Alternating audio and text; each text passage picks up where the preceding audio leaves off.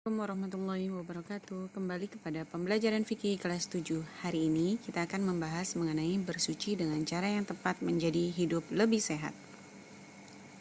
Bersama saya di Umi Kalsum Channel. Jangan lupa subscribe, like, and comment. Ya, silakan kalian baca kompetensi dasar berikut. Lalu dilanjuti tujuan pembelajaran. Setelah mengikuti kegiatan pembelajaran, maka ibu harapkan kalian mampu Mari sama-sama kita awali pembelajaran kita dengan membacakan lafaz basmalah. Bismillahirrahmanirrahim. Allah Subhanahu wa Ta'ala mewajibkan bersuci dari najis dan hadas hanyalah untuk menjaga kelangsungan hidup manusia. Tahukah kalian, terdapat banyak manfaat yang diperoleh melalui penerapan bersuci sesuai dengan ketentuan fikih. Bersuci merupakan bentuk penghargaan terhadap fitrah manusia dan menjaga harkat dan martabat sebagai manusia. Bersuci sama halnya dengan menjaga harkat dan martabat agama Allah. Dengan bersuci pula berarti menjaga harkat dan martabat di hadapan Allah Subhanahu wa Ta'ala. Oleh karena itu, kita harus meyakini diri kita masing-masing bahwa memahami, menerapkan, dan menggunakan tata cara yang sesuai sebagai keharusan yang mutlak untuk diwujudkan. Nah, pembahasan pertama kita yaitu mengenai najis dan tata cara mensucikannya. Najis secara bahasa adalah sesuatu yang menjijikan atau benda yang kotor di mata manusia.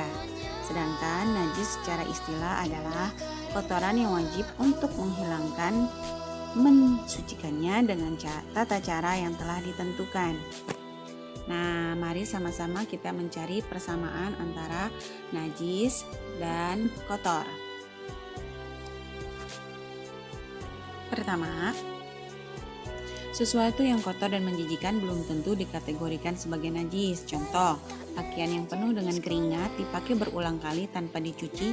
Semakin lama keringat yang menempel di baju maka akan semakin hitam pekat. Warna baju menjadi kusam dan menyengat baunya, dan rasanya menjadi asin bagaikan garam. Meskipun jorok dan menjijikan, baju tetap dalam keadaan suci ya. Sekarang kita bandingkan dengan kotoran cicak yang ada di lantai yang sudah mengering. Bendanya yang sudah hilang terbawa angin dan yang ada tinggal bau yang tidak menyengat. Kesan jorok dan jijik sudah tidak ada lagi dari lantai yang terkena kotoran cicak. Namun, lantai tetap najis yang harus disucikan. Tata cara membersihkan kotoran yang jorok dan yang bernajis.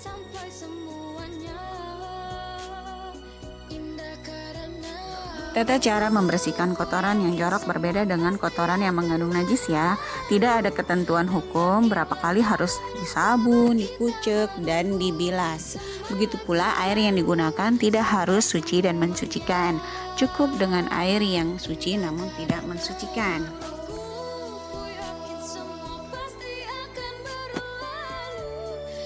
Selanjutnya, najis harus disucikan dengan tata cara yang telah diatur berdasarkan ketentuan fikih. Air yang digunakan untuk mensucikan najis tidak boleh air yang suci namun tidak mensucikan, tetapi harus memakai air mutlak atau air yang suci dan mensucikan. Seperti yang kalian sudah pelajari ya, air mutlak itu ada air sumur, air hujan, air laut, air mata air embun, air sungai, dan air laut. Nah, tujuan membersihkan kotoran dan bersuci dari najis. Tujuan membersihkan kotoran dan bersuci dari najis juga berbeda loh. Membersihkan kotoran yang melekat di pakaian supaya menjadi bersih dan sehat. Sedangkan bersuci dari najis bertujuan agar ibadah yang dilakukan dapat diterima, seperti sholat yang tidak akan diterima di sisi Allah jika kita tidak dalam keadaan suci. Namun demikian, tanpa menjadi tujuan, mensucikan najis dengan sendirinya juga akan mengantar kita bersih dari kotoran dan berpola hidup sehat. Kesimpulannya adalah, mensucikan najis sudah pasti menyertakan perbuatan membersihkan kotoran, tetapi membersihkan kotoran belum tentu termasuk bagian dari mensucikan najis. Perbedaan mendasar, kotoran yang menjijikan belum tentu najis, namun najis sudah pasti kotor dan menjijikan. Insya Allah sudah bisa dipahami ya. Ya, dasar-dasar hukum perintah bersuci. Dalam Al-Quran surat Al-Mudassir dijelaskan, Bismillahirrahmanirrahim, wa thiyabaka fatahhir, yang artinya, dan pakaianmu bersihkanlah. Nah, perlu kalian ketahui ya, bahwasanya agama Islam adalah agama yang sangat peduli loh terhadap kebersihan umatnya. Bahkan pakaian yang melekat dan dipakai sehari-hari dan tempat-tempat yang digunakan untuk beribadah diperintahkan agar selalu dibersihkan. Jika pakaian dan tempat beribadah diperintahkan Allah Subhanahu wa taala untuk dibersihkan, maka badan dan anggota tubuh kita lebih penting lagi kebersihannya. Macam-macam najis. Najis terbagi menjadi 3 macam, yaitu pertama najis mukhaffafah, yang kedua najis mutawassithah, dan ketiga najis mughalazah. Najis mukhaffafah adalah najis yang diringankan.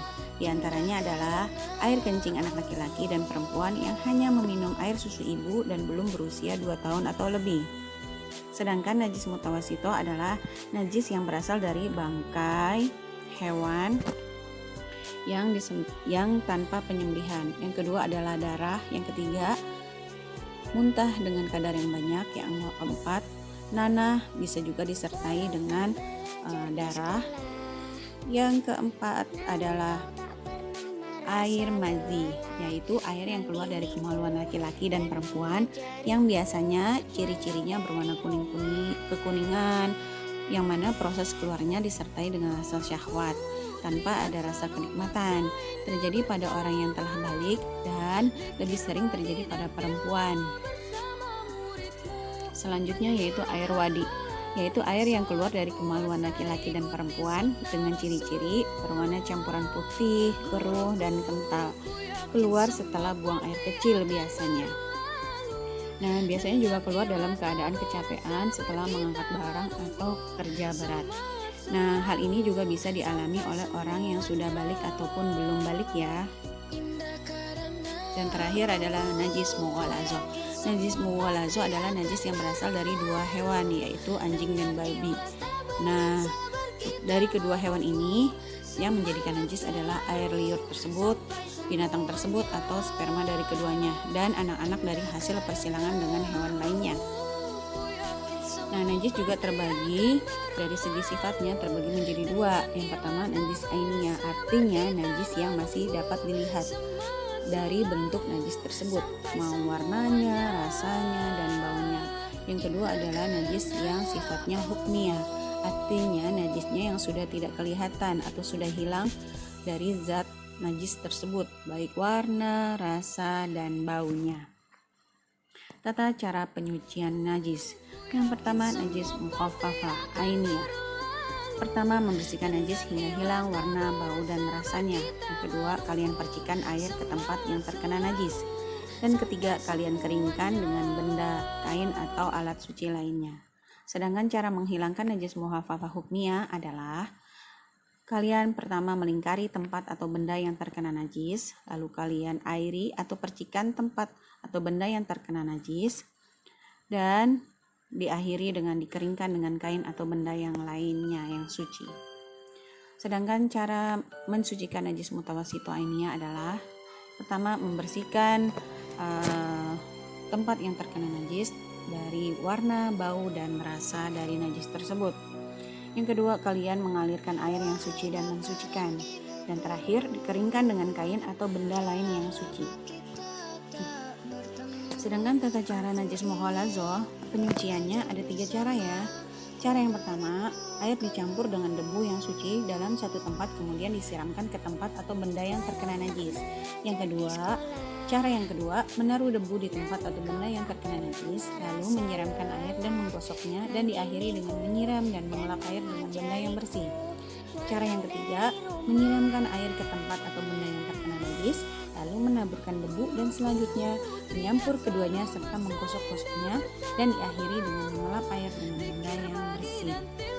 Nah, bedanya najis mughalazah ini cara penyuciannya salah satu diantaranya yaitu dengan menggunakan debu yang suci. Nah, pembahasan tentang najis sudah selesai. Sekarang kita lanjuti ke pembahasan hadas. Hadas adalah benda-benda yang terdapat pada beberapa anggota tubuh manusia yang dapat menghalangi sahnya sholat. Macam-macam hadas terbagi menjadi dua. Pertama, hadas kecil. Hadas kecil ini dapat dibersihkan atau disucikan dengan cara berwudu. Namun dengan alasan-alasan tertentu bisa digantikan dengan cara bertayamum. Yang kedua adalah hadas besar. Hadas besar dapat disucikan dengan kalian mandi junub atau mandi janabah. Nah, di antara hadas kecil seperti buang angin, buang air besar, buang air kecil, keluar madhi ataupun keluar air wadi. Tata cara mensucikannya yaitu dengan cara berwudu atau bertayamum.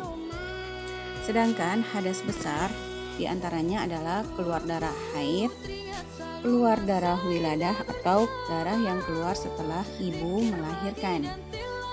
Yang ketiga adalah nifas, yaitu darah yang keluar pada masa perempuan melahirkan selama kurang lebih 40 hari bahkan sampai 60 hari. Yang selanjutnya yaitu keluar sperma bagi laki-laki ketika dia mimpi basah. Dan terakhir adalah berhubungan suami istri yang sah. Nah, hadas besar ini bisa disucikan dengan cara mandi janabah atau mandi hadas besar. Alhamdulillahirrabbilalamin, selesai semua pembelajaran kita untuk hari ini. Nah, aktivitas untuk kalian, perkembangan pesat dialami oleh manusia dalam bidang komunikasi, informasi, dan teknologi. Dampak yang ditimbulkan adalah perubahan di segala aspek kehidupan individu, masyarakat, bangsa, negara, dan dunia. Perubahan sangat mungkin juga terjadi pada perkembangan individu perempuan loh, termasuk berkaitan dengan haid. Nah, tugas kalian melakukan wawancara bisa kepada orang tua perempuan kalian, ibu kalian atau mama kalian, atau kepada kakak saudara kalian, kakak kandung perempuan kalian, atau juga bisa kepada teman perempuan kalian untuk mencari tahu, membuktikan dan menguji kebenaran ketentuan fikih tentang haid yang sebelumnya kita sudah pelajari ya.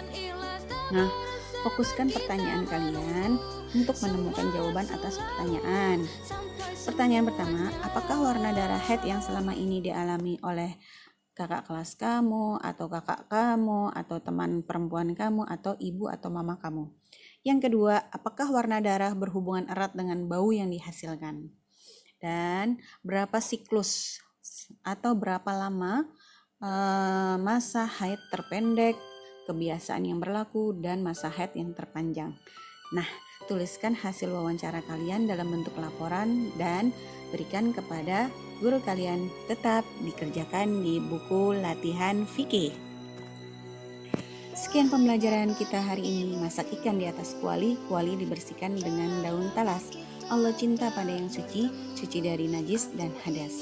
Sekian dari saya, Umi Kalsum Channel. Wassalamualaikum warahmatullahi wabarakatuh.